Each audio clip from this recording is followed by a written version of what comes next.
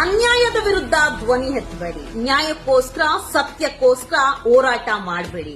ಇಲ್ಲಿ ಸತ್ಯಕ್ಕೆ ಕಾಲನೂ ಇಲ್ಲ, ನ್ಯಾಯಕ್ಕೆ ಕಾಲನೂ ಇಲ್ಲ. ಈ ಅಧಿಕಾರಿಗಳು, ರಾಜಕಾರಣಿಗಳು ಎಲ್ಲವನ್ನೂ ಇನ್ಫ್ಲೂಯೆನ್ಸ್ ಅಂಡ್ ಮನಿಗೆ ಉಪಯೋಗ ಆಗುತ್ತೆ ಹೊರತು ಸಾಮಾನ್ಯ ಜನರಿಗೆ ಉಪಯೋಗ ಆಗೋದಿಲ್ಲ. ಸಾಮಾನ್ಯ ಜನರ ಹೆಣ್ಣು ಮಕ್ಕಳ ಮೇಲೆ ಆಗುವಂತ ಅತ್ಯಾಚಾರ, ದೌರ್ಜನ್ಯ, ಕೊಲೆ ಪ್ರಕರಣಕ್ಕೆ ಉಪಯೋಗ ಆಗೋದಿಲ್ಲ. ಇವತ್ತು ಒಂದು ಹುಲಿನ ಬೋನೊಳಗೆ ಕಳಿಸಿದ್ದೀರ ಹೊರತು ಇಲಿನಲ್ಲ. ಇಲಿಗಳು ಹೊರಗಡೆ ಇದೆ. ಆ ಹುಲಿ ಬೋನಿಂದ ಹೊರಗಡೆ ಬಂದೋಗ ಈ ಇಲಿಗಳು ಏನಾಗ್ಬೋದು ಅನ್ನುವಂಥದ್ದು ನೆನಪಲ್ಲಿರ್ಲಿ. ಅಂಡ್ ಹುಲಿನೇನೋ ಬೋನಲ್ಲಿ ಹಾಕಿದ್ರಿ. ಅತ್ಯಾಚಾರಕ್ಕೆ ಬಲಿಯಾಗಿರುವಂತ ನಮ್ಮ ಸೌಜನ್ಯಳ ಕುಟುಂಬ, ಅವರ ಗತಿ ಏನು? ಅವ್ರಿಗೆ ರಕ್ಷಣೆ ಕೊಡೋರು ಯಾರು? 13 ವರ್ಷದಿಂದ ಕಣ್ಣಲ್ಲಿ ಕಣ್ಣಿಟ್ಟು ಕಾಪಾಡ್ಕೊಂಡ್ ಬಂದಂತ ಮಹೇಶ್ ಶೆಟ್ಟಿನ ಇವತ್ತು ಬಂಧನ ಮಾಡಿ ಜೈಲೊಳಗೆ ಹಾಕಿದಿರಲ್ಲ. ಹಾಗಾದ್ರೆ ಸೌಜನ್ಯ ಕುಟುಂಬಕ್ಕೆ ರಕ್ಷಣೆ ಕೊಡೋರಾದ್ರೂ ಯಾರು? ಮಹೇಶ್ ಶೆಟ್ಟಿ ಜೈಲ್ಗೆ ಹೋದ್ರು ಅಂತ ಭಯ ಇಲ್ಲ.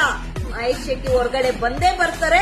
ಈಗಿರುವಂತ ಎನರ್ಜಿ, ಹೋರಾಟ ಇನ್ನು ದುಪ್ಪಟ್ಟು ಹೆಚ್ಚಾಗುತ್ತೆ. ಆ ಕಿಡಿಗೇಡಿಗಳು ಮಾಧ್ಯಮದಲ್ಲಿ ಕುತ್ಕೊಂಡು ಅಮ್ಮ, ಅಕ್ಕ, ತಾಯಿನ ಪವಿತ್ರವಾಗಿ ಸತ್ತಿದ್ದಾಳೆ ಅಂತ ಸೌಜನ್ಯ ಹೆಣ್ಣು ಮಗಳನ್ನು ಸಹ ಹೀಯಾಳಿಸಿ ತುಂಬಾ ತುಚ್ಛವಾಗಿ ಸೊಂಟದ ಕೆಳಗೆ ಇರುವಂತ ಪದಗಳನ್ನ ಬಳಸಿ ಮಾತಾಡಿದ್ದಾರೆ. ಅವ್ರು ಯಾರ ಮೇಲೇನೂ ಸಹ ಒಂದು ಕಾನೂನಿನ ಕ್ರಮ ಸಹ ಆಗಲಿಲ್ಲ. ಆದ್ರೆ ಯಾಕಿಂಗ್ ಮಾತಾಡಿದ್ರಿ ಅವಿವೇಕಿಗಳ ಅಂತ ಹೇಳಿ ಅವರ ವಿರುದ್ಧ ಧ್ವನಿ ಎತ್ತಿದವರು ಪ್ರತಿಯೊಬ್ಬರ ಮೇಲೆ ಎಫ್ಐಆರ್ ಆಗಿದೆ.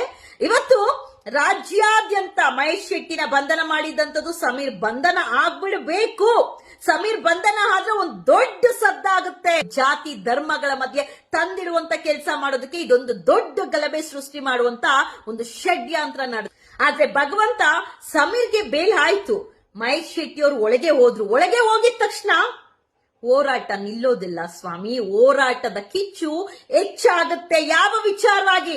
ಸೌಜನ್ಯಳ ಅತ್ಯಾಚಾರ, ಕೊಲೆ ಪ್ರಕರಣದಲ್ಲಿ ಯಾರು ನಿಜವಾದ ಅಪರಾಧಿಗಳಿದ್ದಾರೆ, ಯಾರ ಪ್ರಭಾವಿ ನಾಯಕರು, ಯಾಕಿಷ್ಟು ಒತ್ತಡ, ಯಾಕಿಷ್ಟು ಇನ್ಫ್ಲೂಯೆನ್ಸ್? ಎರಡು ಪಕ್ಷದ ರಾಜಕಾರಣಿಗಳು ಒಂದಾಗಿ ಮಾಡಿರುವಂತ ಷಡ್ಯಂತ್ರ ಆದ್ರೂ ಏನು?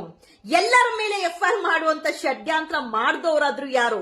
ಇದ್ರಿಂದ ಇರುವಂತ ದೊಡ್ಡ ದೊಡ್ಡ ಕೈವಾಡ ಆದ್ರೂ ಯಾರು? ಪಾಯಸ ತಿಂದು ಖುಷಿ ಪಟ್ಟಿರುವಂತ ವ್ಯಕ್ತಿ ಆ ಟೈಮ್ಗೆ ಪಾಯಸ ರುಚಿಯಾಗಿರ್ಬೋದು, ಬಟ್ ಆ ಪಾಯಸದಲ್ಲಿ ಇದ್ದಂತ